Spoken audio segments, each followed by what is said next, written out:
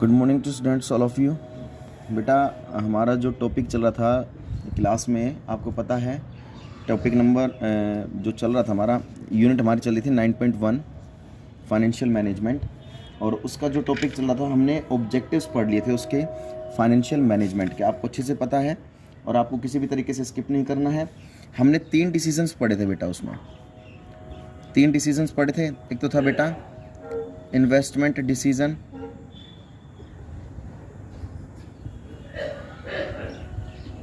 फिर उसके बाद हमने पढ़ा था फाइनेंसिंग डिसीजन, और उसके बाद हमने तीसरा पढ़ा था डिविडेंड डिसीजन। ये बात समझ में आ गई? तो इन्वेस्टमेंट डिसीजन, फाइनेंसिंग डिसीजन और डिविडेंड डिसीजन। तो इन्वेस्टमेंट डिसीजन हम पढ़ रहे थे, इन्वेस्टमेंट डिसीजन का हमने मीनिंग पढ़ लिया था। इसमें हमने लॉन्ग टर्म इन्वेस्टमेंट डिसीजन पढ़ा था हमने, ठीक है, और शॉर्ट टर्म इन्वेस्टमेंट डिसीजन पढ़ा था हमने। अपनी बुक खोल लीजिए बेटा, बुक खोलने के बाद आपको पता लग जाएगा। वीडियो पॉज करके आप एक बार बुक खोल लीजिए, ठीक है। अब इसके हमने मीनिंग तो पढ़ लिए थे लॉन्ग टर्म और शॉर्ट टर्म का। अब इसमें पढ़ना क्या है हमें बेटा कि फैक्टर अफेक्टिंग इन्वेस्टमेंट डिसीजन। जो टॉपिक है आज का वो है फैक्टर्स अफेक्टिंग इन्वेस्टमेंट डिसीजन। ये बात समझ में आ गई बेटा? फैक्टर्स अफेक्टिंग इन्वेस्टमेंट डिसीजन हमें पढ़ना है। तो फैक्टर्स अफेक्टिंग इन्वेस्टमेंट डिसीजन में हमें क्या करना है बेटा कि भाई कुछ फैक्टर ऐसे हैं जो इन्वेस्टमेंट डिसीजन लेते अफेक्ट करते हैं। ऐसे कौन कौन से फैक्टर है जब हम इन्वेस्टमेंट डिसीजन लेते हैं तो कुछ फैक्टर्स अफेक्ट करते हैं। सो नंबर 1 आता है सबसे पहले cash flow of the project. Cash flow of the project. देखिए कैश फ्लो किस तरीके से प्रोजेक्ट जो है वो फैक्टर अफेक्ट करता है। भाई हमें पता है इन्वेस्टमेंट डिसीजन को हम कैपिटल बजटिंग डिसीजन भी बोलते हैं। 1 मार्क्स के लिए ध्यान से सुन लेना कि इन्वेस्टमेंट डिसीजन को हम क्या समझते हैं कि कैपिटल बजटिंग डिसीजन भी मानते हैं। और देखिए, और कैपिटल बजटिंग का जो मतलब होता है वो फिक्स्ड एसेट से होता है, लॉन्ग टर्म एसेट से होता है, ठीक है। और देखो एसेट्स में जो फिक्स्ड एसेट्स होती है उसमें दोनों तरह के फ्लो होते हैं बेटा हमारे पास। हमें कैश इनफ्लो भी होता है और कैश आउटफ्लो भी होता है। तो देखिए हम कैश फ्लो, देखो कैश फ्लो यानी कि इनफ्लो और आउटफ्लो दोनों पर हमारे डिसीजन डिपेंड रहते हैं। जितना ज़्यादा इनफ्लो होगा उतना ज़्यादा हम बेटा इन्वेस्टमेंट से रिलेटेड डिसीजन ले पाएंगे, और आउटफ्लो होगा मतलब कैश हमारे पास से जा रहा है तो हम डिसीजन नहीं ले पाएंगे। तो कैश फ्लो डिपेंड करता है, कैश फ्लो से ही हम डिपेंड करता है कि हम कितना डिसीजन ले पाते हैं किसी चीज़ को लेके। अगर हमें इन्वेस्टमेंट से अपना पैसा इन्वेस्ट करना है एक अच्छी जगह, तो बेटा डिसीजन तभी ले पाएंगे ना जब हमारे पास इनफ्लो ज़्यादा होगा कैश का। आउटफ्लो के केस में तो हम डिसीजन ले ही नहीं सकते, हमारे पास कैश जा ही जा रहा है और आ नहीं रहा, तो फिर डिसीजन कहाँ से ले पाएंगे हम। तो कैश फ्लो पर बहुत ज़्यादा डिपेंड करता है कि हम इन्वेस्टमेंट डिसीजन कितना और कैसे लिया जाए। नेक्स्ट आता है the rate of return. The rate of return. देखिए रेट आप समझ ही गए होंगे, आपको मैंने अच्छे से क्लास में बता रखा है। रेट का मतलब बेटा परसेंटेज से होता है, जो इंटरेस्ट की रेट होती है। इंटरेस्ट की जो रेट होती है वो रेट ऑफ रिटर्न होती है। कोई भी इन्वेस्टर जो होगा वो इन्वेस्टमेंट से रिलेटेड डिसीजन तब लेगा ना जो उसको रिटर्न अच्छा मिलेगा। कितनी रेट से उसको रिटर्न अच्छा मिलता है। देखो हर व्यक्ति क्या चाहेगा, हर इन्वेस्टर क्या चाहेगा कि जहाँ पर रेट ऑफ इंटरेस्ट ज़्यादा होगी, जहाँ से उसको अच्छा रिटर्न मिलेगा, वो वहीं पे अपना पैसा इन्वेस्ट करना चाहेगा। तो इन्वेस्टमेंट डिसीजन लेने से पहले वो ये देखेगा कि इन्वेस्टर या फाइनेंशियल मैनेजमेंट ये देखेगी कि भाई हमें रिटर्न कहाँ से कितना मिल रहा है, फिर उसी हिसाब से वो अपना पैसा इन्वेस्ट करेगी। नेक्स्ट बेटा जो आता है वो आता है investment criteria involve. Investment criteria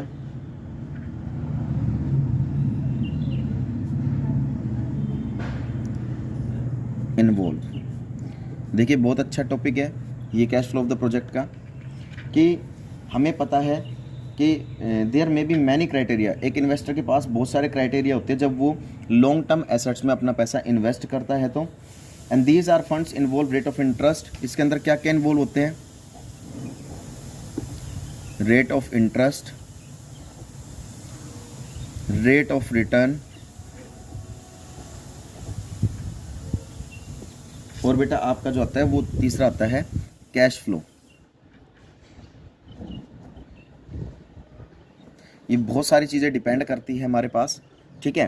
तो ये तीन चीज़ डिपेंड करती है कि अगर हमारे पास ये तीनों चीज़ अच्छी है तो वो क्या करेगा, इन्वेस्टमेंट से रिलेटेड कुछ क्राइटेरियाज होते हैं कि हमें रेट ऑफ इंटरेस्ट अच्छा मिलना चाहिए, रेट ऑफ रिटर्न कैसी है वो अच्छी है तो हम इन्वेस्टमेंट डिसीजन लेंगे, या कैश फ्लो कैसा है उससे रिलेटेड हम फिर इन्वेस्टमेंट डिसीजन ले लेते हैं। तो यहाँ तक आपको ये बात समझ में आ गई होगी बेटा, ठीक है। तो अब आगे चलते हैं हम, इसके अंदर आता है बेटा, ये तो था फैक्टर अफेक्टिंग, किसके थे ये, factor affecting long investment decision के, लॉन्ग टर्म के थे सारे बेटा, ये किसके थे, लॉन्ग टर्म इन्वेस्टमेंट डिसीजन के थे ये। अब हम बात करते हैं फैक्टर अफेक्टिंग इन्वेस्टमेंट डिसीजन में किसके, शॉर्ट टर्म के इन्वेस्टमेंट डिसीजन। दो टॉपिक है बेटा इसके, एक पहला ये है, दूसरा ये है। आपके पास अगर बुक है तो आप देख सकते हो, उसमें हाथों हाथ पढ़ सकते हो। तो शॉर्ट टर्म में बेटा जो हम पढ़ेंगे वो है, सिंपल सी बात है, आपके पास शॉर्ट टर्म इन्वेस्टमेंट डिसीजन के लिए आप हमेशा पहले ये देखोगे कि जो भी डिसीजन लिया जा रहा है वो लॉन्ग टर्म के लिए लिया जा रहा है या फिर शॉर्ट टर्म के लिए लिया जा रहा है। देखो एक फाइनेंशियल जो मैनेजमेंट होती है ना, वो सबसे पहले ये देखती है कि जो भी फाइनेंशियल से रिलेटेड डिसीजन लिए जाएंगे वो लॉन्ग टर्म के लिए लिए जाएंगे तो ये तीनों कंडीशन अच्छी होनी चाहिए, ठीक है। शॉर्ट टर्म के लिए लिए जाएंगे तो शॉर्ट टर्म इन्वेस्टमेंट डिसीजन का तो मतलब आपको पता है, देखो लॉन्ग टर्म में तो फिक्स एसेट से रिलेटेड होता है, ठीक है, और मोर देन 1 ईयर के लिए होता है ये, मोर देन 1 ईयर के लिए होता है ये, 1 साल से ज़्यादा के लिए। जबकि शॉर्ट टर्म में हम बात करेंगे तो किसकी बात करेंगे, करंट एसेट्स की। और डिसीजन कब तक के लिए लिया जाएगा, विद इन 1 ईयर के लिए लिया जाएगा, ये ध्यान रखना। फाइनेंशियल मैनेजमेंट को बेनिफिट किस में लगता है, शॉर्ट टर्म में लगता है या लॉन्ग टर्म में बेनिफिट लगता है। अगर एक फाइनेंशियल मैनेजमेंट को लॉन्ग टर्म में बेनिफिट लगता है तो वो लॉन्ग टर्म में पैसा इन्वेस्ट करेगी, बशर्ते तीनों चीज़ उसकी सही होनी चाहिए, तो लॉन्ग टर्म में पैसा इन्वेस्ट करेगी। अगर शॉर्ट टर्म की वो बात करें तो लॉन्ग टर्म में तो देखो fix assets, long term investment decision को किस नाम से जाना जाता है, किस नाम से जाना जाता है बेटा, ये ध्यान रख लेना, कैपिटल बजटिंग, ठीक है। और short term investment decision current asset से रिलेटेड होते हैं जो कि विद इन 1 ईयर के लिए होते हैं, 1 साल से कम के लिए हम अपना पैसा कहीं इन्वेस्ट कर रहे हैं। तो देखो हर इन्वेस्टर यही चाहेगा कि भाई जहाँ भी पैसा वो इन्वेस्ट करे, चाहे शॉर्ट टर्म के लिए चाहे लॉन्ग टर्म के लिए, तो उसको अपना बेनिफिट देखना है, उसको ये देखना है कि हमारे पास जो इन्वेस्टमेंट से इन्वेस्टमेंट हो, मतलब इन्वेस्टमेंट जितना करें उससे डबल हमें बेनिफिट मिले। तो हर इन्वेस्टर फाइनेंशियल मैनेजमेंट ये चाहेगी, क्योंकि फाइनेंशियल मैनेजमेंट का मतलब यही होता है कि फाइनेंस को मैनेज करना और पैसों को कहाँ से ऑब्टेन किया जाएगा। पहले तो बजट तैयार किया जाता है, फिर ये देखा जाता है पैसा कहाँ से ऑब्टेन किया जाएगा और उसको कहाँ पर यूज़ किया जाएगा, ठीक है, अपना पैसा कहाँ इन्वेस्ट किया जाएगा, ठीक है, वो एक फाइनेंशियल मैनेजमेंट का काम होता है। तो यहाँ तक आपको बेटा समझ में आ गई होगी बात। आप चाहो तो बेटा इस पर इसका स्क्रीनशॉट ले सकते हो, या आपके पास बुक है, आप बुक में से भी हाथों हाथ पढ़ सकते हो। और जब भी मैं आपको कोई टॉपिक पढ़ाता हूँ अकाउंटेंसी का, बीएसटी का, तो आप अपनी बुक ज़रूर खोल के बैठें ताकि बुक में से आपके टॉपिक हाथों हाथ क्लियर होते रहें। तो बेटा जिन्होंने अभी तक स्क्रीनशॉट नहीं लिया है वो ले सकते हैं।